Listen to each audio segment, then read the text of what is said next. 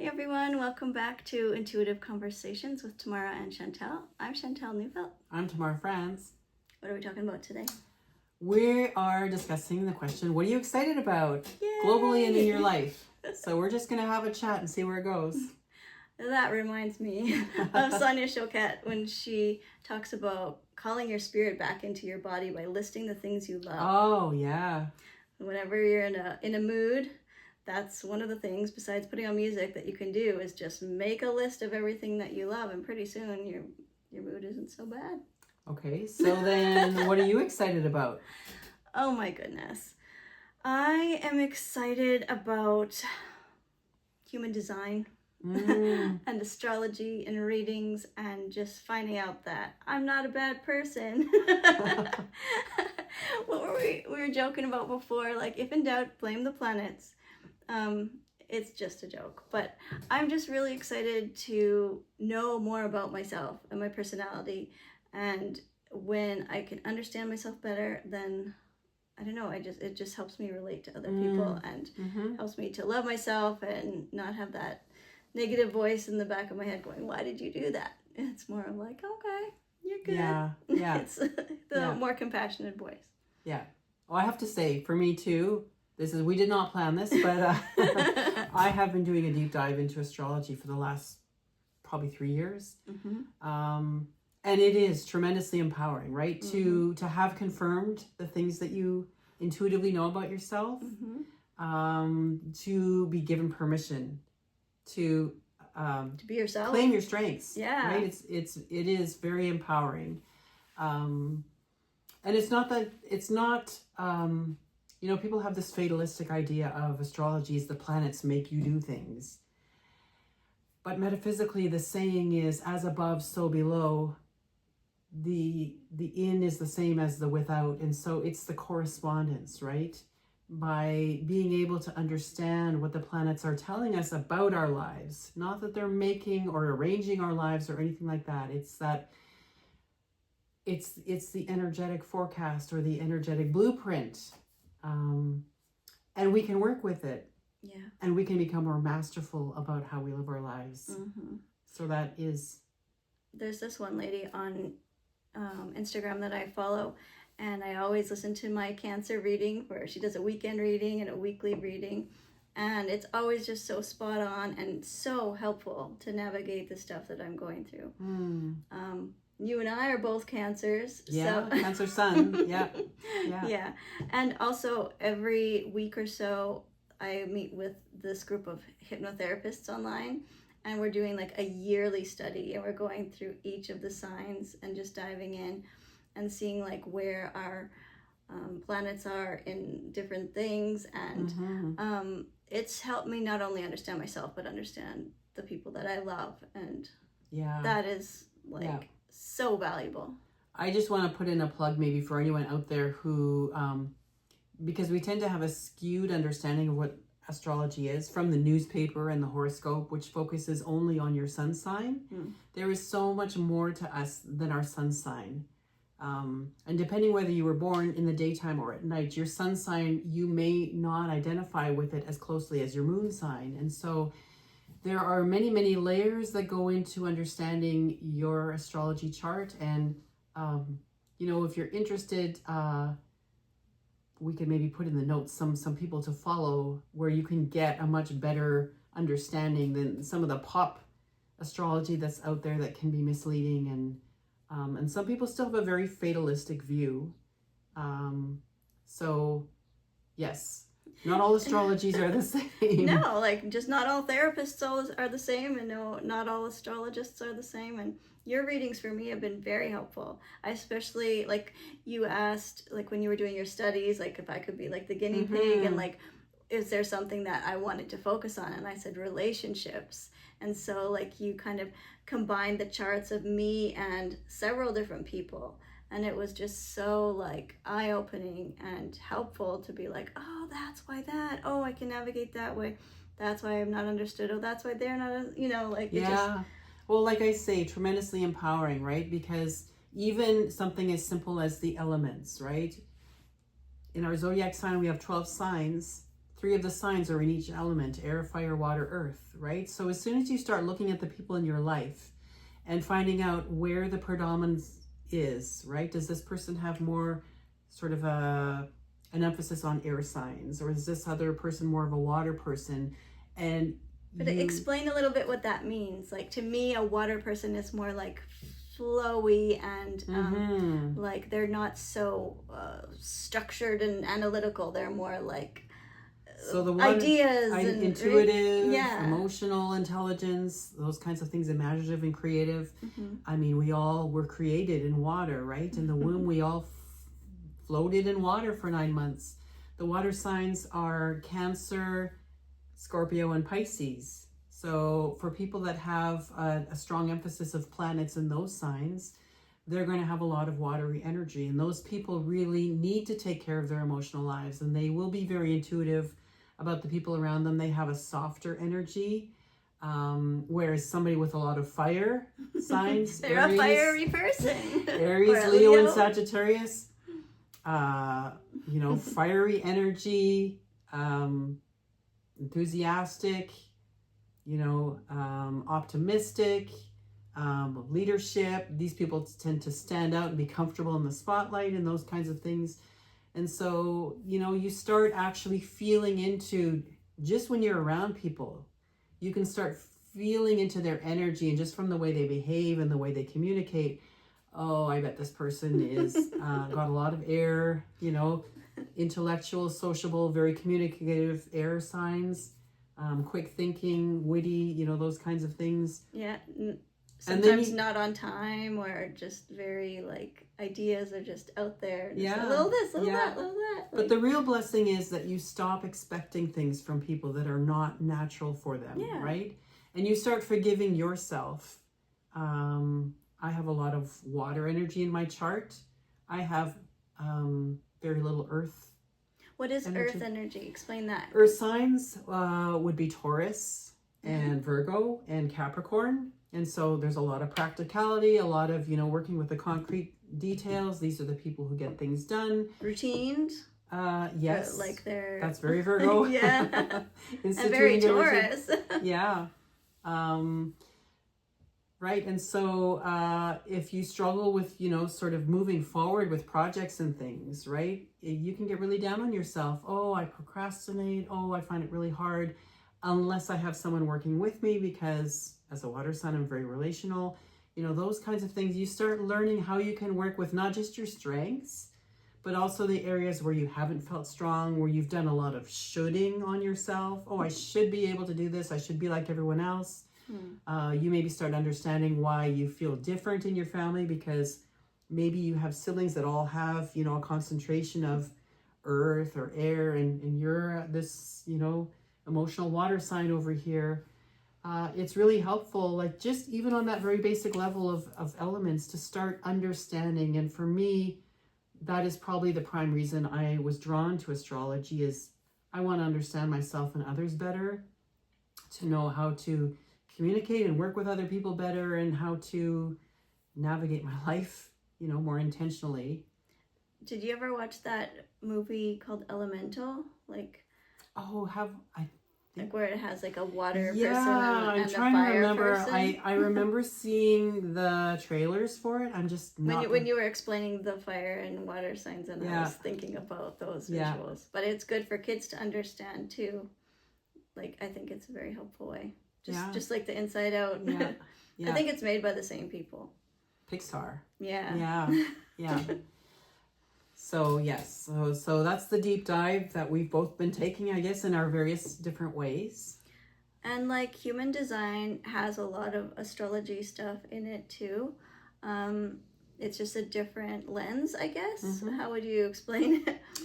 I don't know a lot about it. All I know is what I've heard from you. So it's like a language, right? So like I understand the human design language, and she understands the astrology language, and we kind of like try to understand the other one, but it's...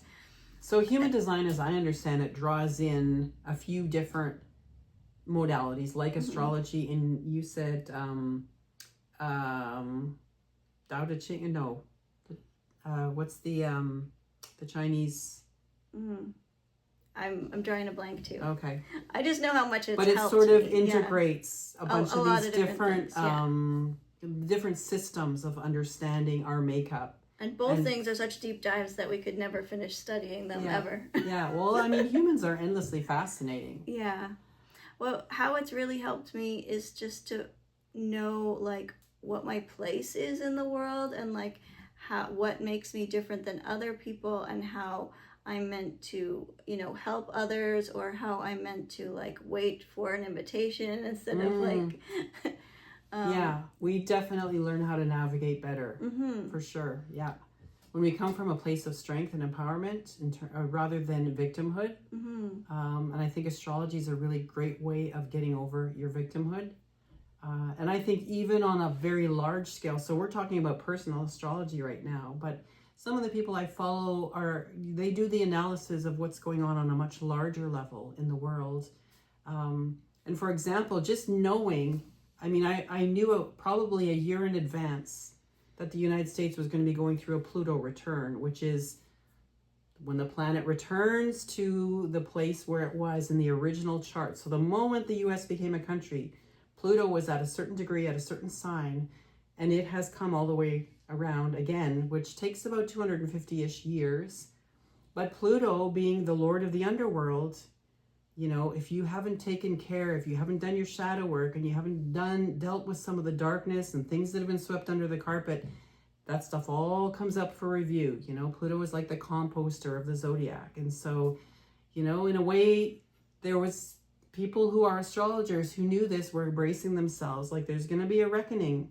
So true enough, it didn't catch you off guard. We're in the thick of it. No, it's a just way to how it make plays you, out. You don't know, but in the grand scheme of things, you kind of have an idea, and I feel like that gives us a sense of security. Right. And one of the really encouraging things actually has been that Pluto, being such a far removed planet, those outer planets, because they take so long, the effects that they have are very, they're very strong and pronounced. And so Pluto shifted from Capricorn, which is the very authoritarian, top-down kind of energy, into Aquarius, which is very humanitarian.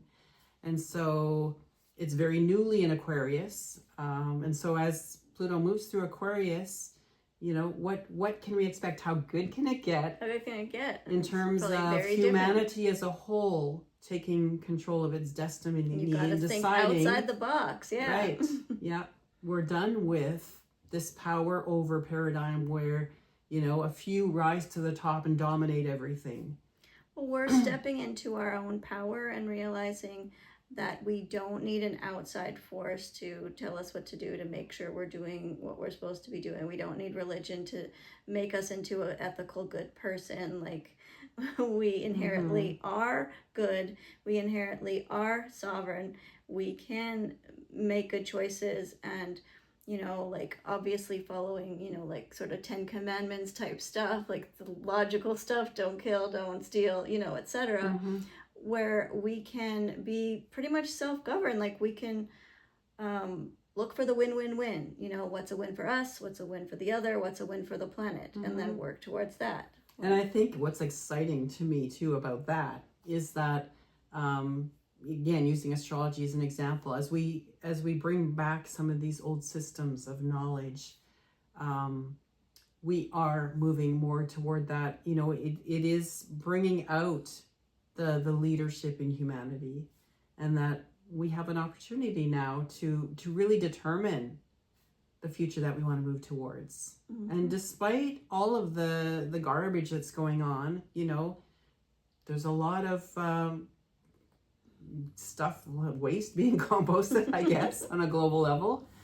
But I think that there are more and more people that are waking up to wanting something higher, wanting something better, really looking into these different modalities, whether it's astrology or whether it's other different spiritual disciplines.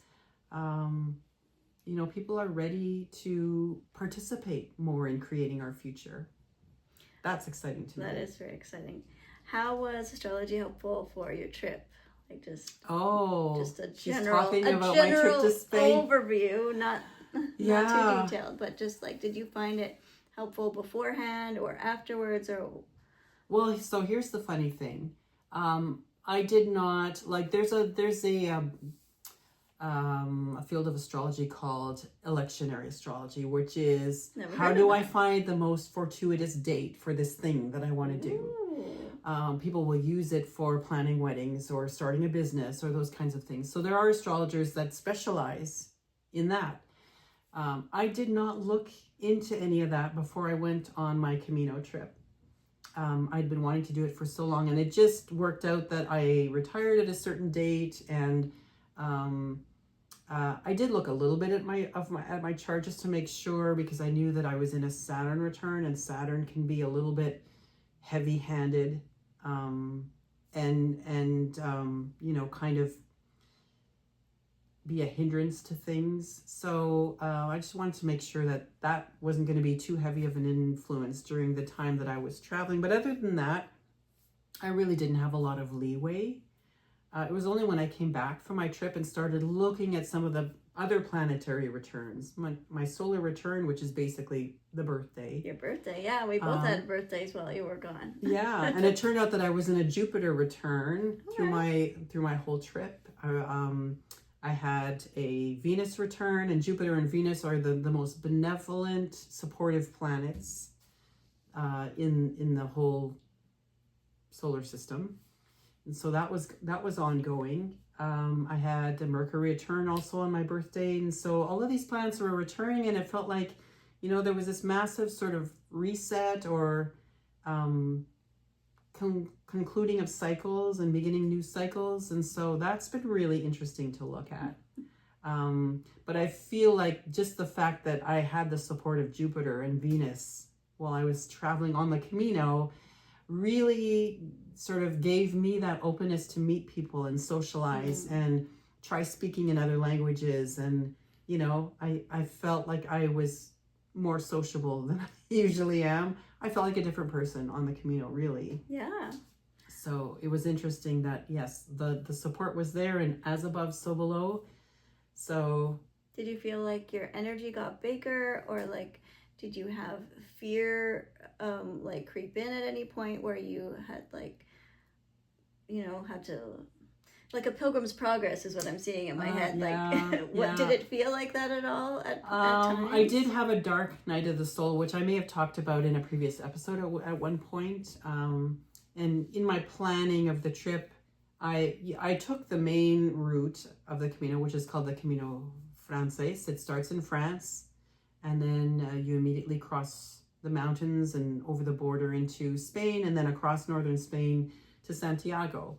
But about 24 days in, my plan was to leave that Camino and go on a, you know, just dip down on one that was a little bit further south, because I had read so much about the crowds at the end, and, you know, how the whole vibe changes with so many people walking those last 5 days.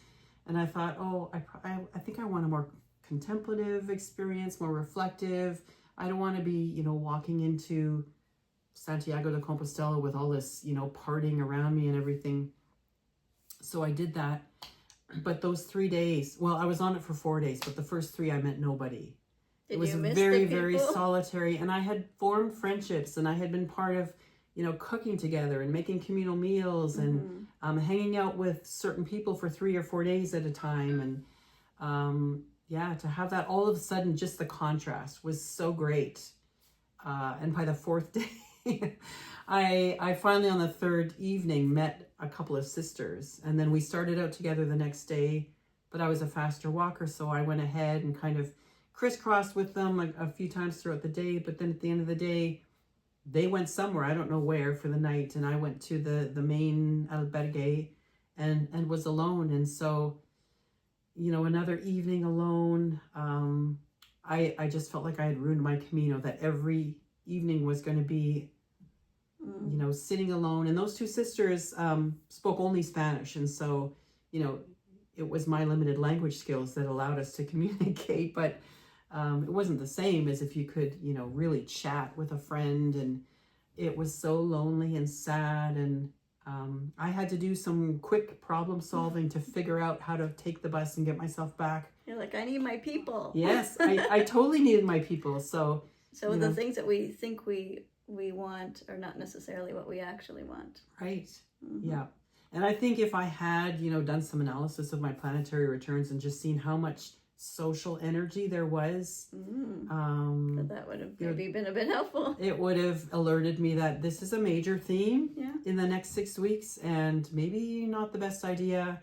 But it's happened to me before too, or like I think if something's going to make me so happy, and then it's just like, nope. But the funny thing is, I would not give up those 4 days, because number one, it was hugely empowering to walk 4 days in a foreign country and not speak a word of English for 4 days. I can't imagine. All by myself, and walking in the mountains, and it was just spectacularly beautiful. I saw some things that I really was excited about seeing. But when when it came down to it, another 9 days of walking alone and spending evenings alone was just more than I could bear. Yeah. And the evening I got myself back onto the Camino Frances, up in the mountains in a beautiful, misty, magical town called Ocebreiro, which has Celtic roots, and it's very, very magical. It looks very Celtic. I was crying for joy. And at that point, I didn't care how many people were going to be surrounding me those last 5 days. I just wanted to hug everybody.